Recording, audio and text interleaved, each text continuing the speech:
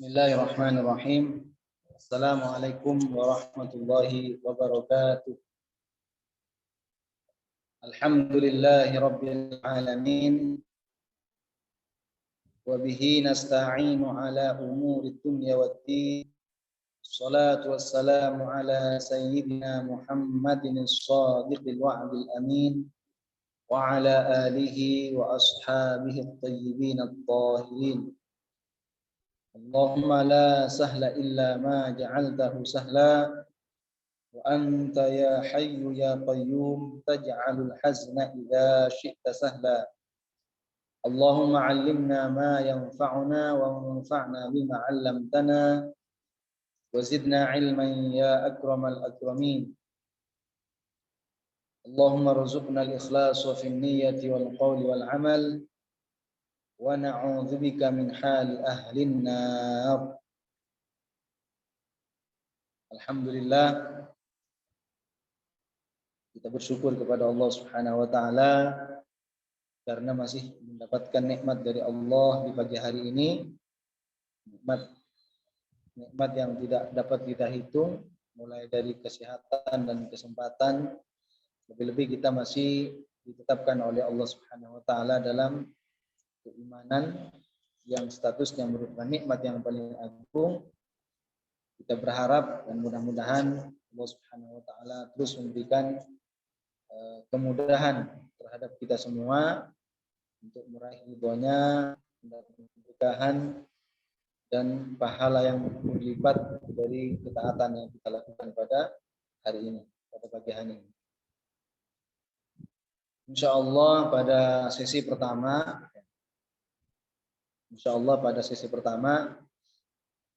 kita akan melanjutkan pembahasan maksiat badan, tentang maksiat badan. Dimana kemarin sudah kita bahas masalah maksiat badan, terakhir kali masalah monopoli atau membatasi barang yang merupakan milik umum. Yang merupakan barang milik umum, tidak boleh kita batasi, tidak boleh kita larang orang lain untuk memanfaatkan atau mengambil manfaatnya. Kita tidak boleh dan tidak berhak terhadap kita untuk melarang. Itu pembahasan kita hari kemarin. Namun sebelum kita melanjutkan atau majelis ilmu kita pada hari ini, pahala tentunya, kita awali dengan sama-sama membaca surat Al-Fatihah dengan niat mudah-mudahan Allah Subhanahu wa taala melapangkan rezeki kita, memperluas rezeki kita, mengabulkan hajat-hajat kita, dan mudah-mudahan kita semuanya terlindung daripada musibah dunia dan juga musibah agama. Lebih-lebih kita berlindung memohon kepada Allah Subhanahu wa taala daripada musibah agama. Ala hadhihi niyyah wa ala kulli niyatin shalihatin. Al-Fatihah. A'udzu billahi minasy syaithanir rajim. Bismillahir rahmanir rahim. Alhamdulillahi rabbil alamin arrahmanir rahim. Maliki yaumiddin. Iyyaka na'budu wa iyyaka nasta'in. Ihdinas siratal mustaqim. Siratal ladzina an'amta 'alaihim ghairil maghdubi 'alaihim waladdallin.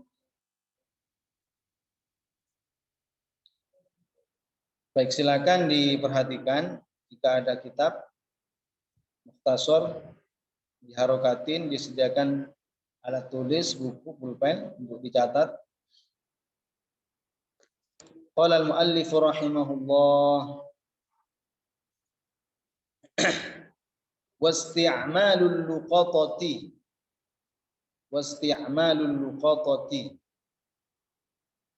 termasuk maksiat badan adalah menggunakan barang temuan.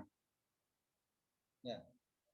Termasuk maksiat badan adalah menggunakan barang temuan qabla ta'rifi, sebelum diumumkan. Qabla ta'rifi, sebelum diumumkan, bi syurutihi, dengan syarat-syaratnya. Jadi orang yang telah menemukan barang temuan, lalu dia sebelum mengumumkan, sebelum menginformasikan kepada orang-orang dengan syarat-syaratnya tentunya, lalu dia menggunakannya, itu tergolong atau terhitung maksiat badan. Tidak boleh, tidak boleh, karena itu masih merupakan barang yang masih ada pemiliknya. Apa itu barang temuan itu? Barang temuan adalah sesuatu yang hilang dari pemiliknya. Sesuatu yang hilang dari pemiliknya karena jatuh. Ataupun karena lalai atau semacamnya. Jadi kalau kita menemukan barang, itu bukan berarti itu rezeki kita. Sebagian orang yang tidak paham mungkin diberikan rezeki, berdoa di dalam masjid, memohon kepada Allah Subhanahu wa taala untuk diberikan rezeki yang melimpah. Pulang dari masjid, tiba-tiba dapat uang di jalan misalkan. Dia bilang apa? Alhamdulillah, langsung berdoa, langsung dapat rezeki. Padahal ini tidak boleh diambil seperti itu. Orang yang tidak paham dan tidak belajar ilmu agama dikira sudah mujarrab doanya mendapatkan rezeki yang berlimpah gara-gara doa di dalam masjid. Padahal itu barang temuan, tidak boleh digunakan manfaatkan karena jauh daripada ilmu agama.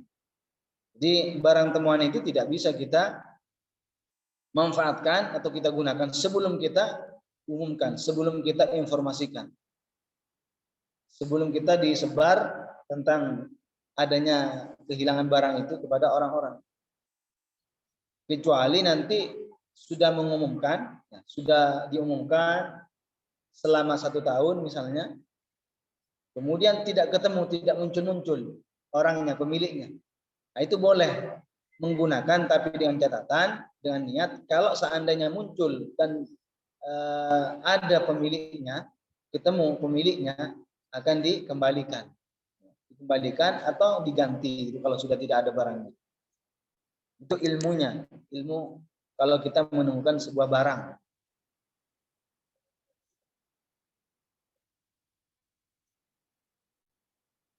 Jadi barang hilang, barang temuan itu adalah sesuatu yang hilang atau barang yang hilang dari pemiliknya karena jatuh atau karena lalai atau semacamnya. Termasuk atau terhitung maksiat badan menggunakan barang temuan itu idza kana isti'maluhu, apabila ia menggunakan barang temuan tersebut, idza kana isti'maluhu, apabila ia menggunakan barang temuan tersebut qabla ta'rifi, sebelum diumumkan, sebelum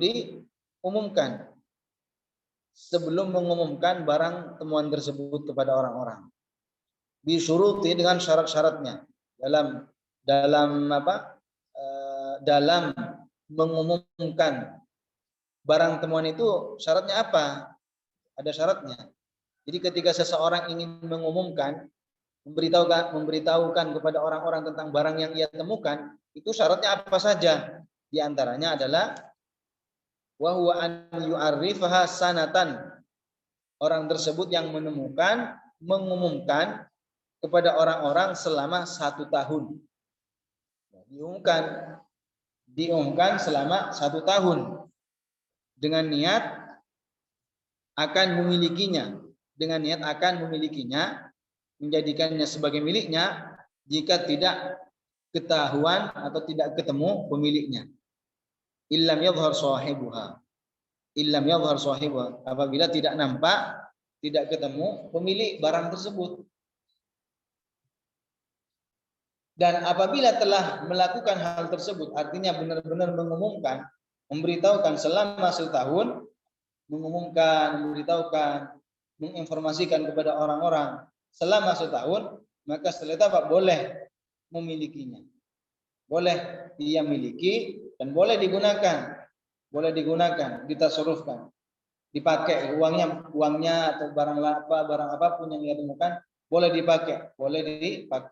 Tapi dengan catatan dengan niat, dan seandainya nampak dan ketahuan pemiliknya akan menggantinya. Dia akan menanggung untuk memberikan gantinya. Itu ketentuan daripada barang temuan. Kalau kita apa? Kita mengumumkan, bukan malah kita menyembunyikan. Sebagian orang itu karena ketidaktahuannya, ketika menemukan sebuah barang dikira rezeki bagi dia. Artinya betul-betul harus diumumkan, harus diumumkan selama 1 tahun.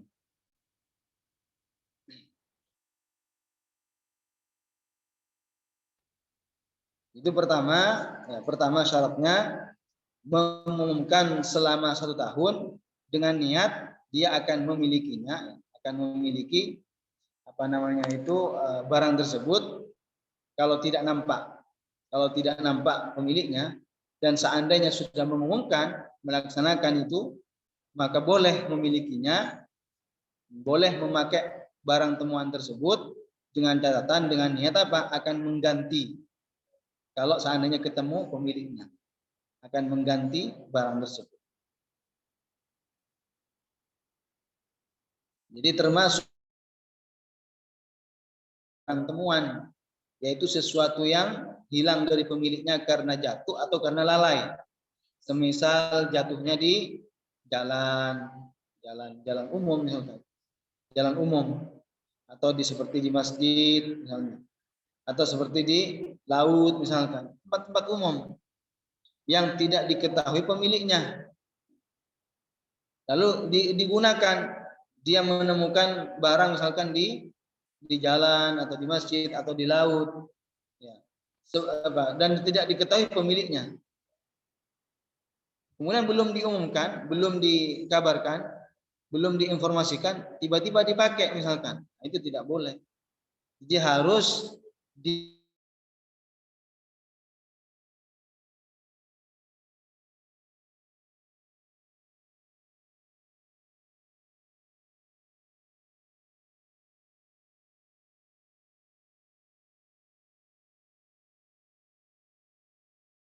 mengumumkan kepada orang-orang selama 1 tahun boleh menggunakan barang temuan tersebut dengan niat menggantinya kalau seandainya ketemu pemilik.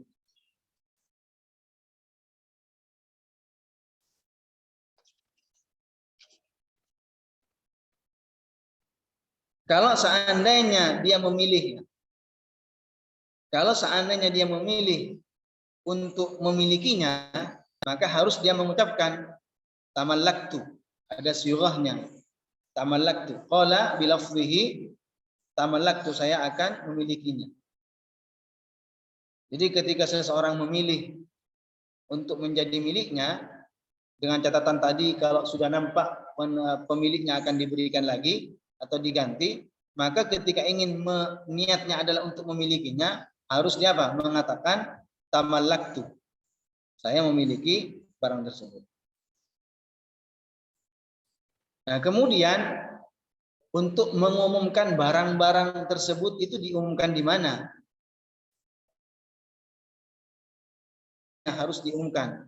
Maka di sini disebutkan cara mengumumkan barang temuan tersebut di pintu-pintu masjid setelah mereka selesai melaksanakan sholat. Diumumkan di pintu masjid, bukan di ruangan-ruangan khusus yang ada di dalam masjid yang tidak didengar oleh orang-orang misalkan. Enggak. Jadi harus yang namanya mengumumkan itu harus di luar masjid, di pintunya. Jadi ta'rifu lil luqatati yakunu ala abwabil masajid, harus diumumkan di pintu-pintu masjid setelah sholat, dan juga harus di pasar-pasar diumumkan, di tempat-tempat yang sekiranya banyak orang di situ. Diumumkan di tempat-tempat banyak perkumpulan manusia, orang-orang, banyak orang-orang di situ. bukan diumumkan di dalam bagian masjid, bukan. Jadi cara mengumumkan barang temuan tersebut bukan di tempat yang di dalam masjid, bukan.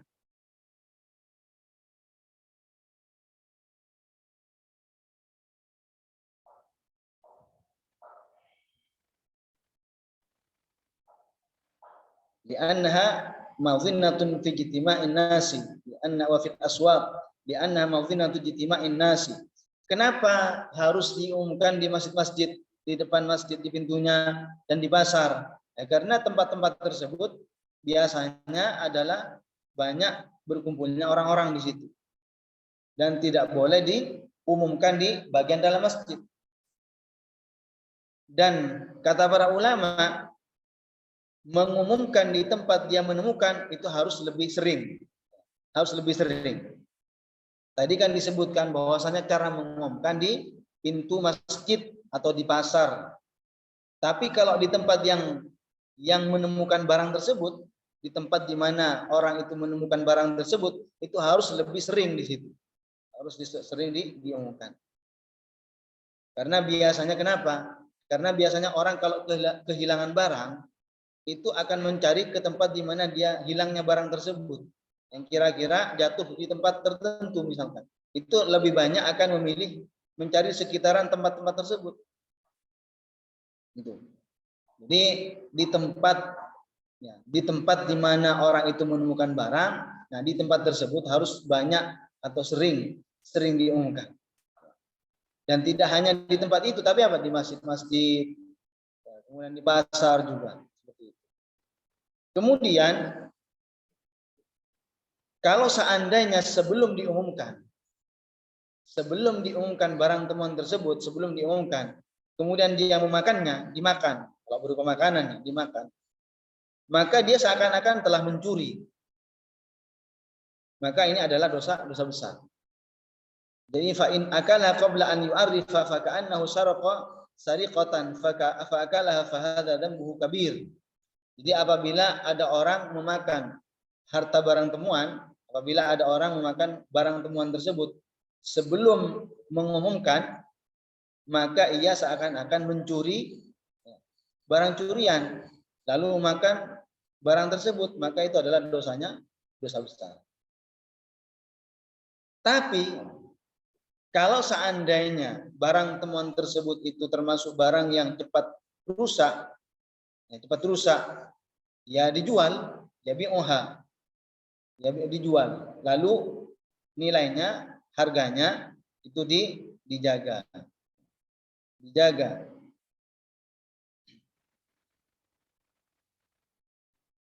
Itu kalau seandainya khawatir rusak. Jadi kalau seandainya ada orang menemukan barang dan barang yang ditemukan termasuk yang cepat rusak, bagaimana solusinya bagi yang menemukan barang tersebut? Dijual.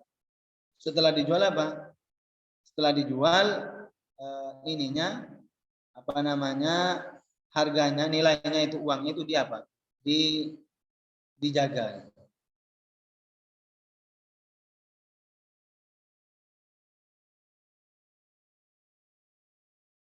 Ya kalau termasuk barang yang tidak termasuk yang cepat rusak, nggak apa-apa, dijaga aja barangnya langsung. Ini kita berbicara kalau seandainya barang yang ditemukan termasuk barang yang mudah atau cepat rusak, maka dijual lalu dijaga, uangnya itu dijaga. Itu tentang masalah barang temuan. Jadi ini masalah barang temuan, di mana kalau kita menemukan barang, ya jangan kita langsung makan atau kita ambil. Ya boleh ngambil, tapi itu dengan catatan diumumkan.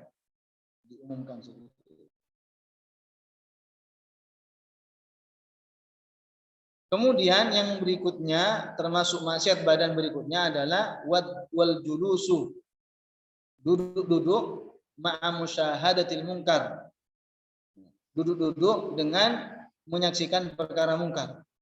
Artinya duduk-duduk sama orang, sekalian ngumpul sama mereka untuk menyaksikan perkara mungkar. Ini tidak boleh. Yang tidak boleh itu kapan?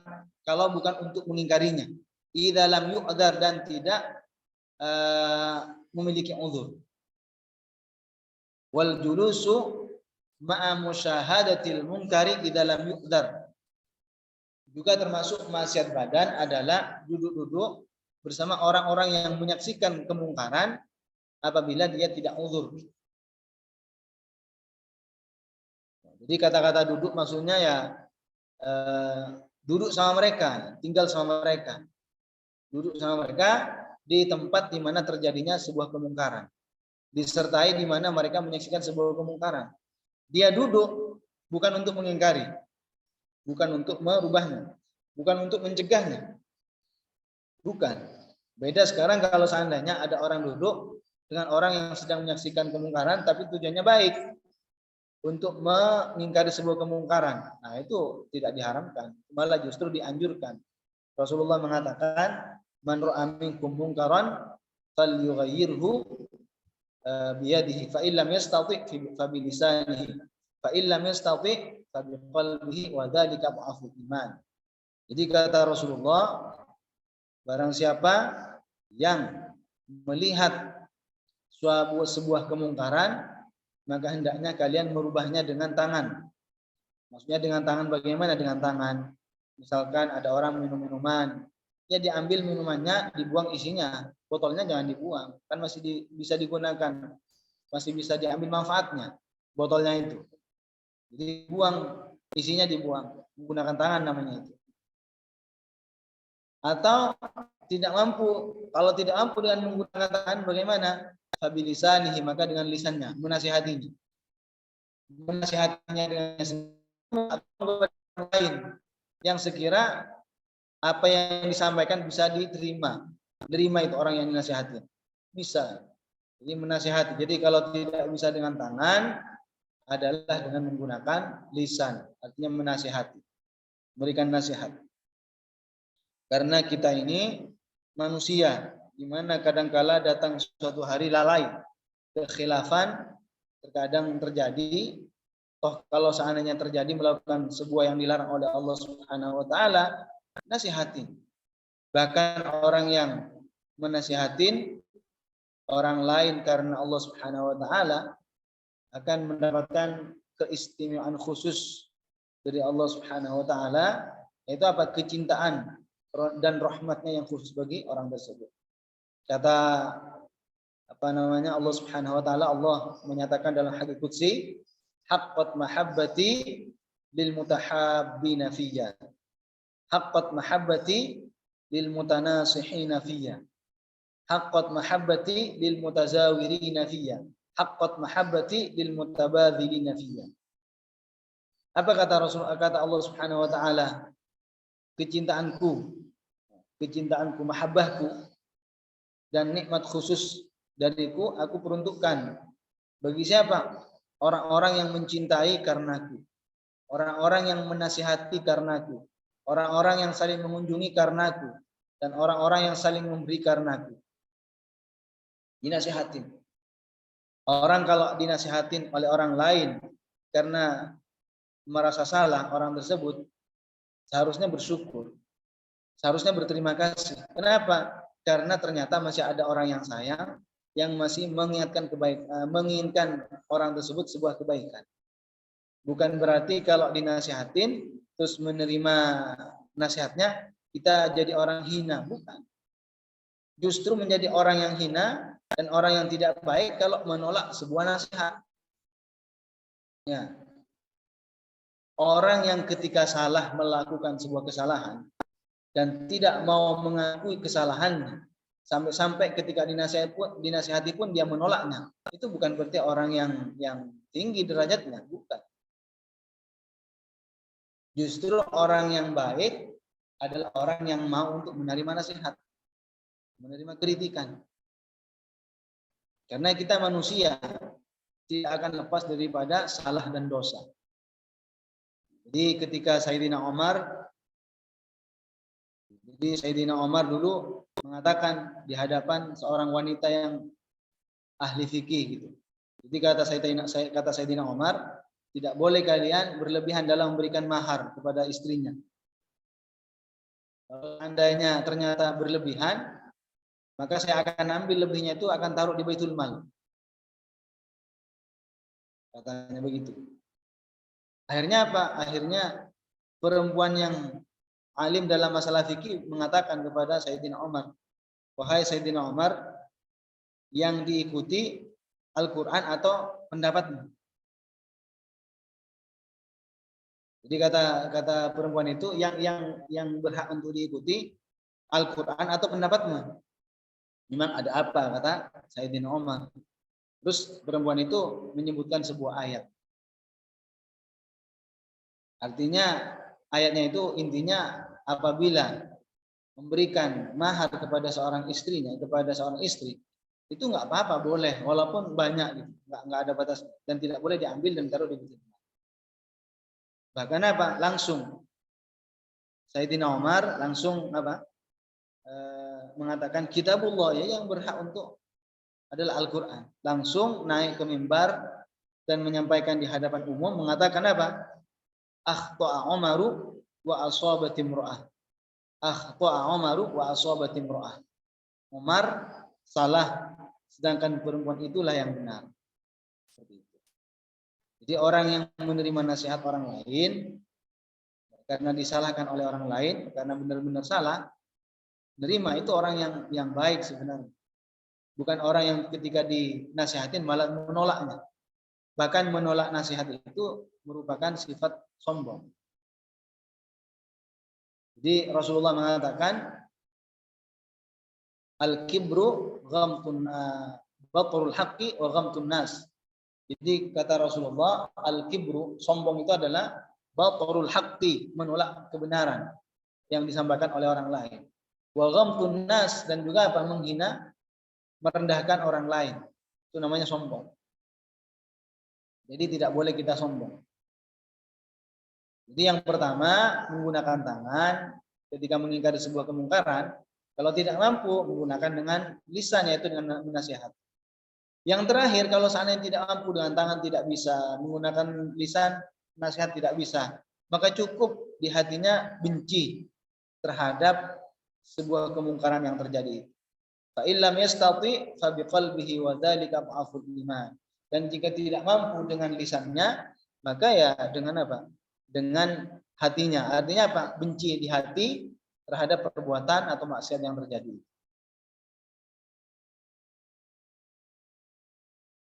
Jadi apa namanya?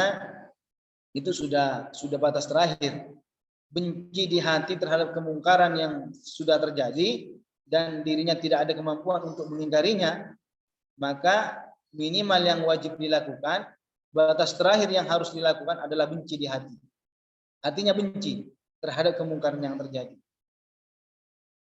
Jadi bukan malah kita mensupport, bukan malah kita menyemangati orang untuk melakukan kemaksiatan, bukan malah kita ikut senang. Termasuk maksiat hati, kalau masih ingat ya, kalau masih ingat kalian, termasuk maksiat hati apa? Al-farhu bil maksiyah, gembira dengan maksiat. As-sadirati min nafsihi aw min ghairihi, yang terjadi dari dirinya sendiri ataupun dari orang lain. Jadi bergembira, merasa senang dari perbuatan maksiat yang terjadi, baik maksiat itu timbul dari dirinya sendiri ataupun timbul dari orang lain. Itu adalah termasuk maksiat hati, tidak boleh. Minimal kalau kita mengetahui sebuah kemungkaran, mengetahui sebuah kemaksiatan, kalau memang kita tidak mampu dengan tangan, tidak bisa dengan lisan, tidak bisa, maka benci hati kita terhadap kemungkaran tersebut. Terhadap kemungkaran tersebut.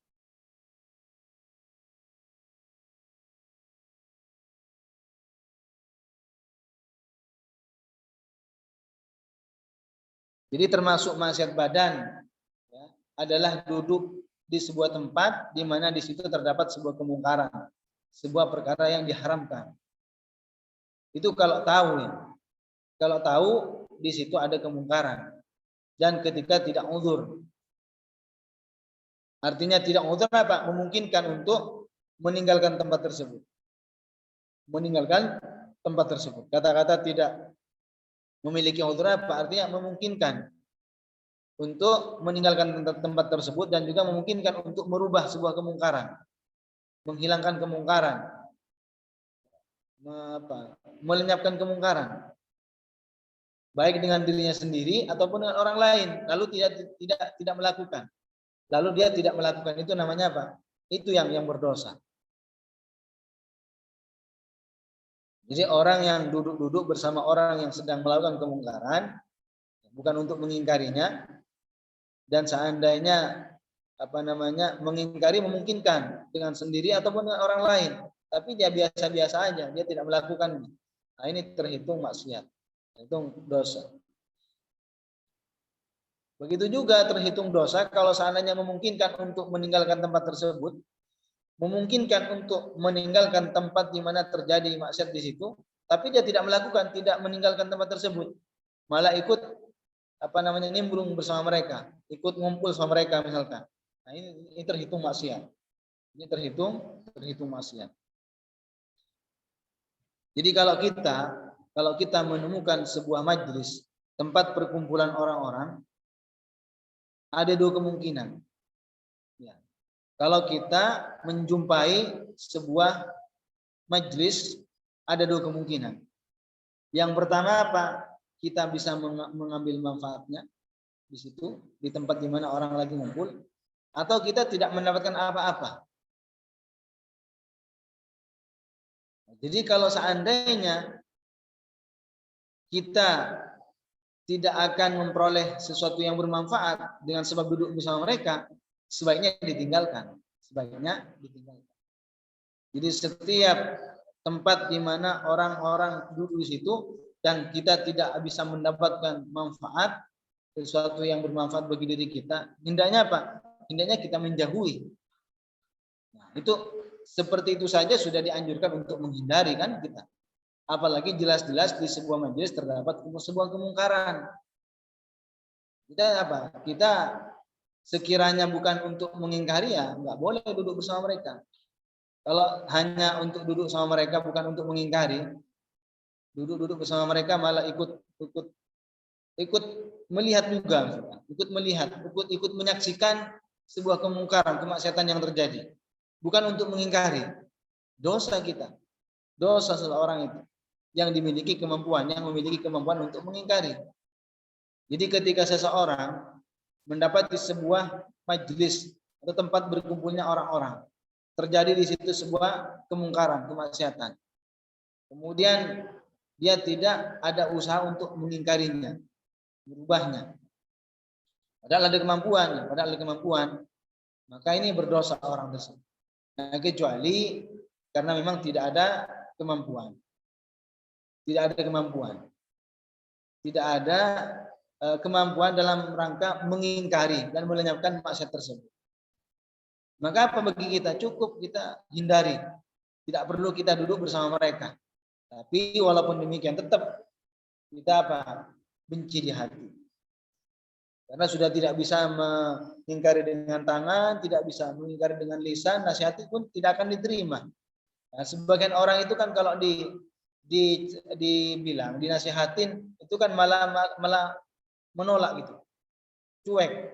Apalagi kadang sebagian orang kalau diingetin malah bilang sok alim, begitu kan. Jadi kalau ada orang berbuat salah, terus kita ingatin, sok suci bilangnya, sok alim, sok suci, sok baik, seperti itu kan.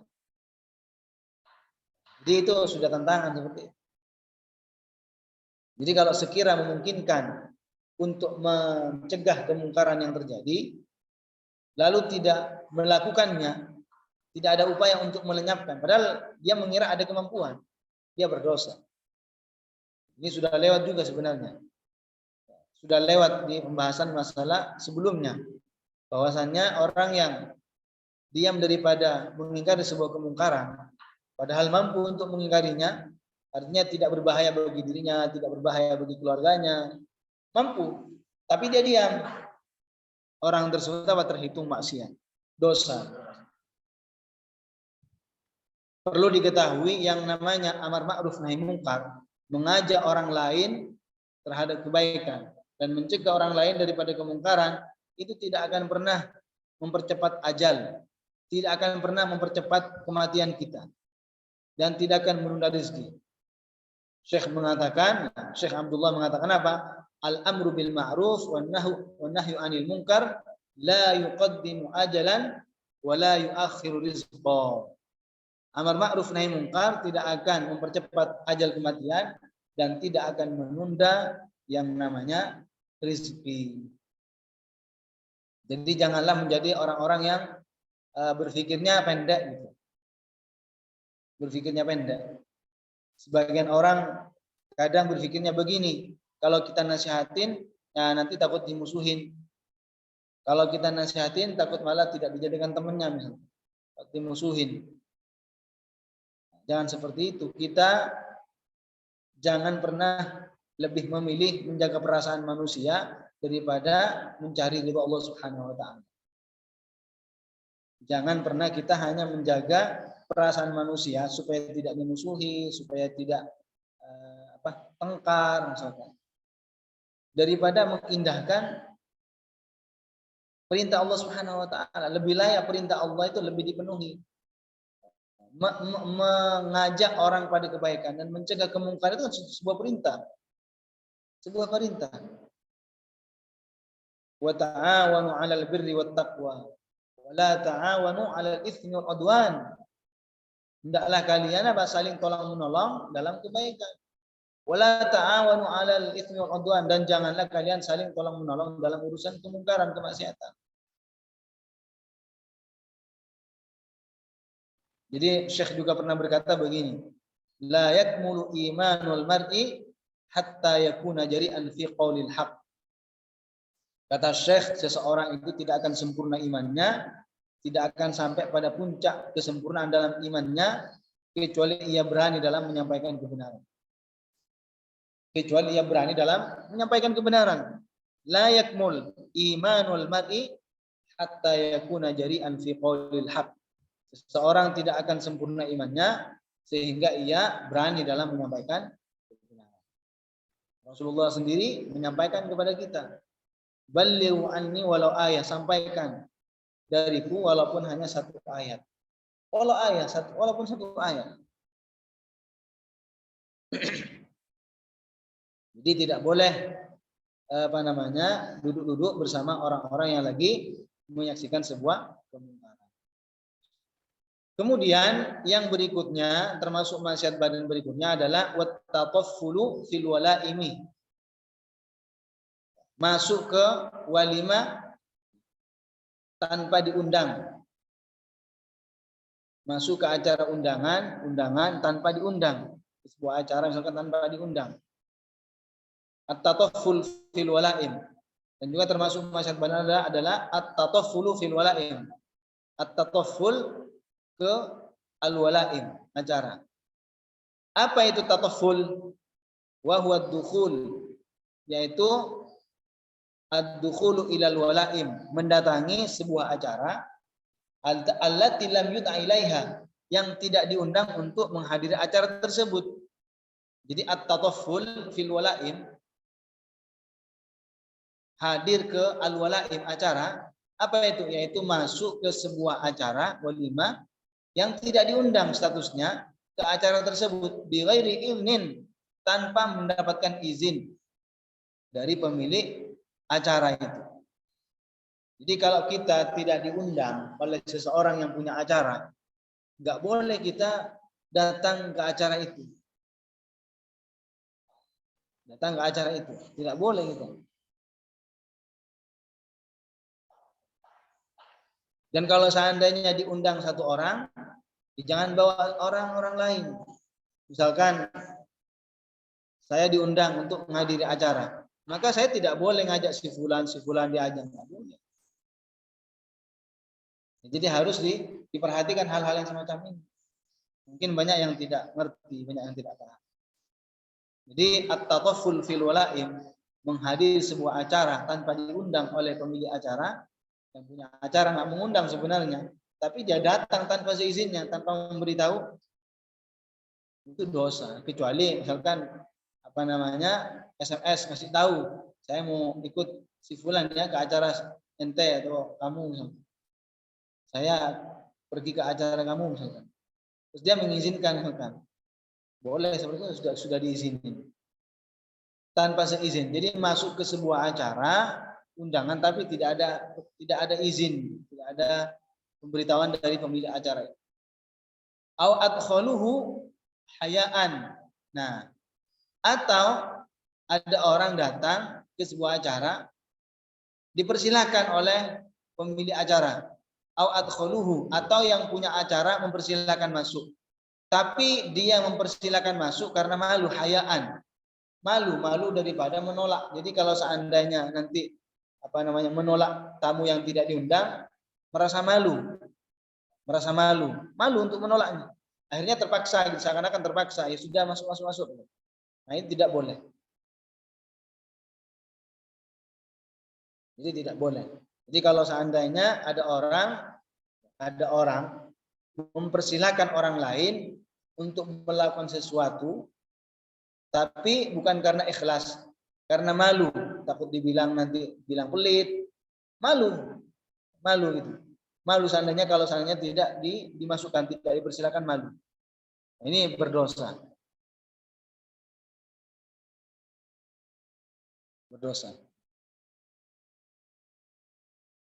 Jadi orang yang datang ke sebuah acara tanpa diundang dan tanpa seizin pemilik acara itu juga maksiat, atau mempersilakan tamu yang datang, tapi dia mempersilakan bukan atas dasar ikhlas gitu, tapi karena malu kalau seandainya menolaknya, akhirnya dipaksa ya masuk seperti itu. Maka ini hukumnya berdosa.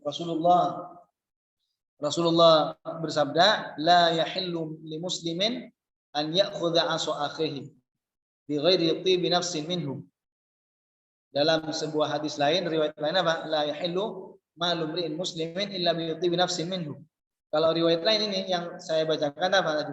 La yahillu li muslimin ay ya'khudha 'asa akhihi bi ghairi tibi nafsin minhu. Jadi tidak halal bagi seorang muslim untuk mengambil tongkat saudaranya. La yahillu, tidak halal. Tidak boleh, tidak halal. Apa yang tidak halal? Bagi siapa yang tidak halal? Li muslimin, bagi orang yang muslim. Jadi tidak halal bagi seorang muslim. Apa yang tidak halal? An ya'khudha 'asa akhihi, mengambil tongkat saudaranya. Tapi kapan itu tidak halal? Bi ghairi tibi nafsin, tanpa adanya kerelaan jiwa minhu, dari pemilik tongkat tersebut. Ini tongkat loh, sesuatu yang bukan mahal sekali kan, tapi tetap tidak diperbolehkan. Ini menunjukkan barang sekecil apapun kalau tanpa seizin pemiliknya tidak boleh bagi kita untuk menggunakan. Sekalipun hanya sebatas jarum, sekalipun hanya sebatas apa gitu, barang itu tidak boleh kita menggunakan sebelum minta izin. Minta izin. Apa salahnya kalau izin? Jadi jangan biasakan kita itu suka make barang orang gitu. Jadi kadang sebagian orang itu sering gitu, duduk-duduk langsung diambil dipakai. Jadi jangan membiasakan diri kita dengan hal-hal yang tidak baik. Apa susahnya kalau minta izin? Apa susahnya kalau kita minta izin dan memberitahukan? Jadi mempersilakan orang lain untuk masuk ke sebuah acara, tapi mempersilakan itu bukan dasar apa? Bukan atas dasar ikhlas, bukan. Malu ke orang-orang kalau saya nolak. Kan kelihatan sama orang lain itu sebulan pelit, tamunya aja tidak di seperti itu, akhirnya dipersilakan.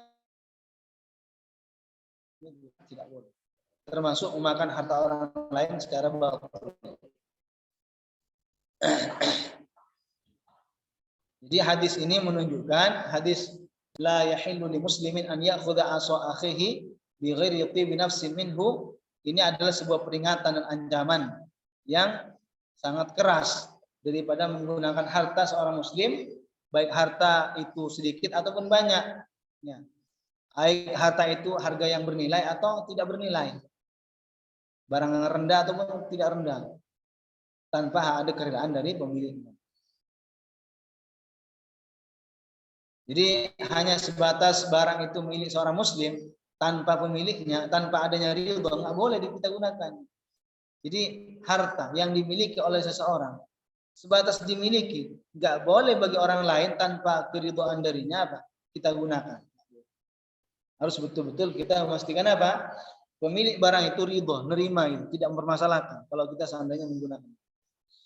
Karena yang mari kita bersama-sama yang memperbaiki diri dan menyampaikan kepada teman-teman. Jangan membiasakan menggunakan barang tentang keridhaan dan kerelaan pemilik barang tersebut. Baik, selanjutnya tentang maksiat badan berikutnya adalah wa'adamut taswiyah. Tidak menyamakan wa'adamut taswiyati bainaz zawjaini bainaz zawjati fi nafaqati. Termasuk maksiat badan adalah ketika seorang laki-laki tidak menyamakan terhadap istri-istrinya yang memiliki 2 istri atau lebih. Jadi termasuk maksiat badan adalah ketika seorang laki-laki tidak menyamakan terhadap 2 istri atau lebih, karena laki-laki itu kan boleh menikah 2 istri atau 3 atau 4. Ya. Jadi boleh menikah sampai 4. Apa yang tidak boleh? Ketika seorang istri yang memiliki istri lebih daripada 1 itu apa? Tidak menyamakan terhadap istri-istrinya. Dalam segi apa tidak menyamakan? Fin nafaqati al-wajibah, dalam nafkah yang wajib. Wal mabiti, dan juga dalam segi bermalam. Jadi misalkan di si fulana 2 malam, di si fulana hanya 1 malam. Yang satu 4 malam, yang satunya 10 malam. Tidak sama. Nah, orang laki-laki itu apa? Berdosa. Laki-laki yang memiliki 2 istri atau lebih itu berdosa. Jadi harus disamakan. Ini hukum kita tidak boleh protes dan kita tidak boleh protes, tidak boleh kita ditentang. Kalau memang tidak bisa, tidak sanggup, jangan mengatakan hal-hal yang tidak diperbolehkan. Sebagian seorang istri nggak mau dimadu, nggak boleh, nggak mau dirinya kalau seandainya dimadu. Tapi ketika seorang istri yang mau dimadu karena tidak mau, dia mengatakan kata-kata yang seharusnya ditinggalkan. Sampai mengatakan misalkan nggak setuju, saya nggak setuju. Itu hukum. Jadi jangan mengatakan saya tidak setuju. Karena dengan kata-kata saya tidak setuju itu sama saja menentang hukum. Apa yang harus kita lakukan? Bahasa yang kita gunakan. Belum saya bisa menerima. Artinya apa? Belum bisa. Maksudnya belum bisa, belum bersedia. Seandainya mau dimadu. Jangan seakan-akan menentang terhadap hukum yang telah ada. Karena kebolehan masalah menikah lebih daripada 1 istri, 2 sampai 4 itu adalah sesuatu yang sudah diijma. Rasulullah sendiri lebih daripada 1. Dan masih banyak ulama-ulama yang istrinya lebih daripada 1. Jadi kalau hukum sudah begini, kita tidak boleh menentangnya. Jadi jangan sampai mengatakan saya tidak setuju. Apalagi mengatakan tidak ada itu. Itu naudzubillah, itu sebuah menentang terhadap Al-Qur'an.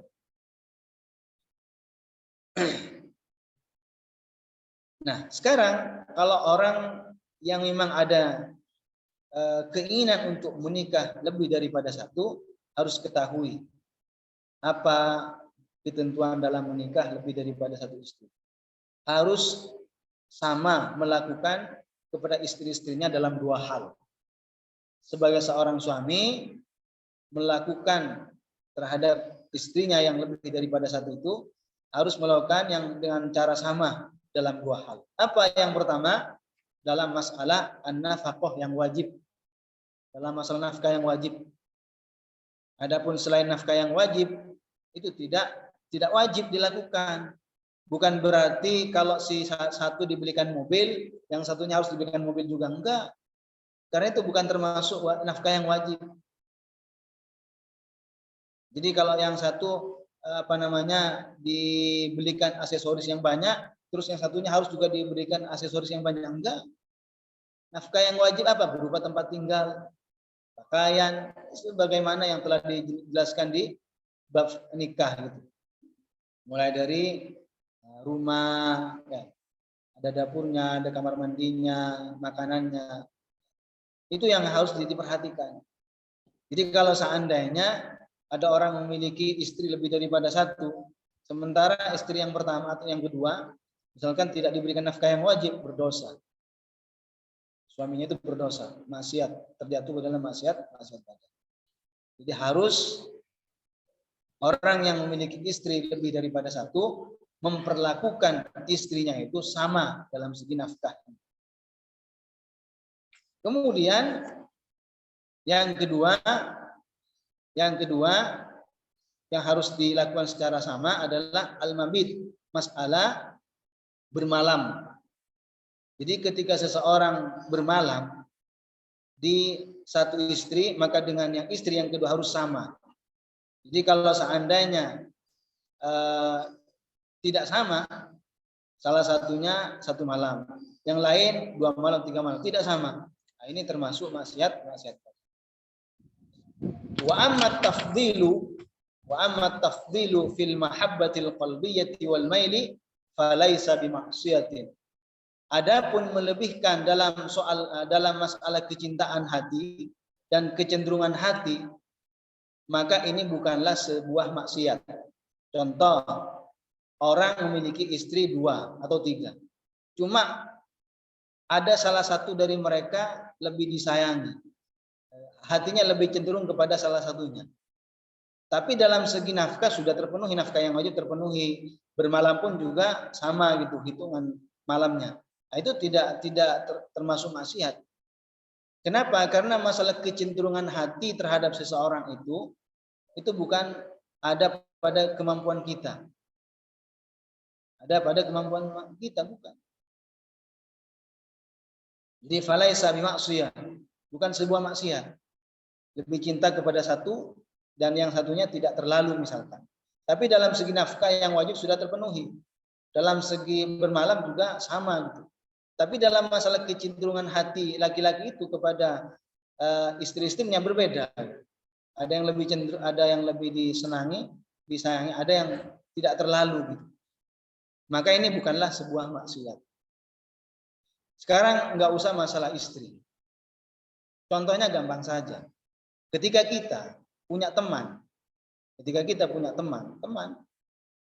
itu pasti setiap dari kita akan merasakan bahwa hatinya, senangnya kepada teman-temannya tidak akan sama. Pasti ada salah satu dari mereka yang lebih disenangi.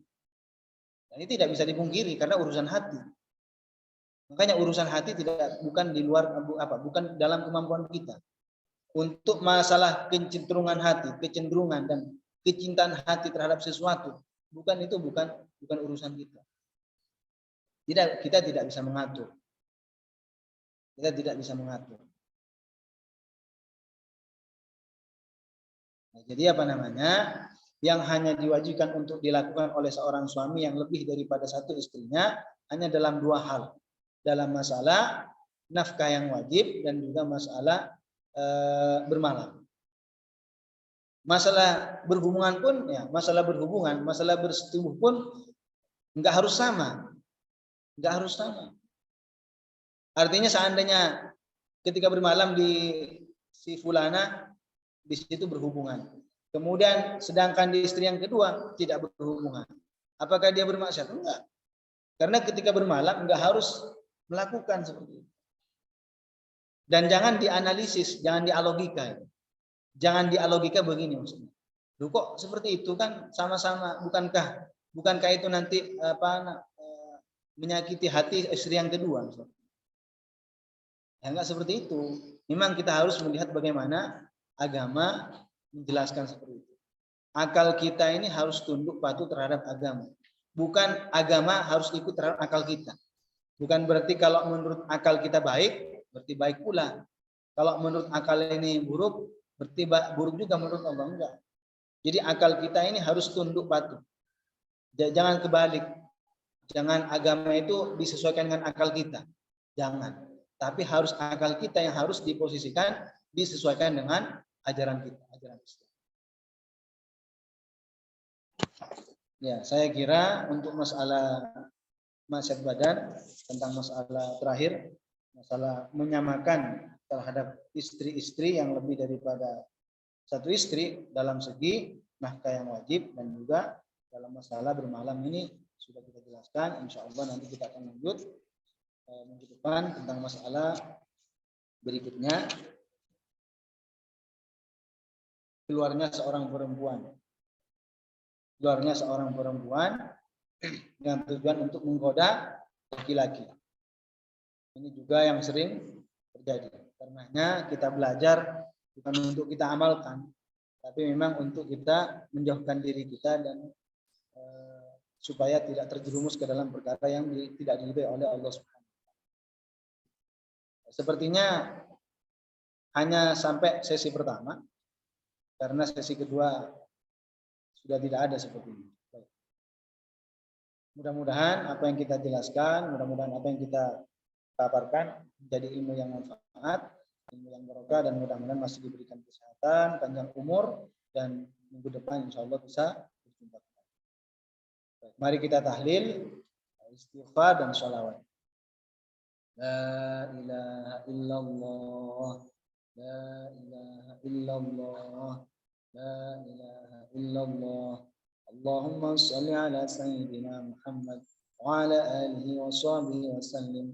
Allahumma salli ala sayyidina Muhammad wa ala alihi wa sahbihi wa sallim. Allahumma salli ala sayyidina Muhammad wa ala alihi wa sahbihi wa sallim. Rabbi ighfir li wa liwalidayya wa lil mu'minina wal mu'minat. Rabbi ighfir li wa liwalidayya wa lil mu'minina wal mu'minat. Rabbi ighfir li wa liwalidayya wa lil mu'minina wal mu'minat. Assalamualaikum warahmatullahi wabarakatuh.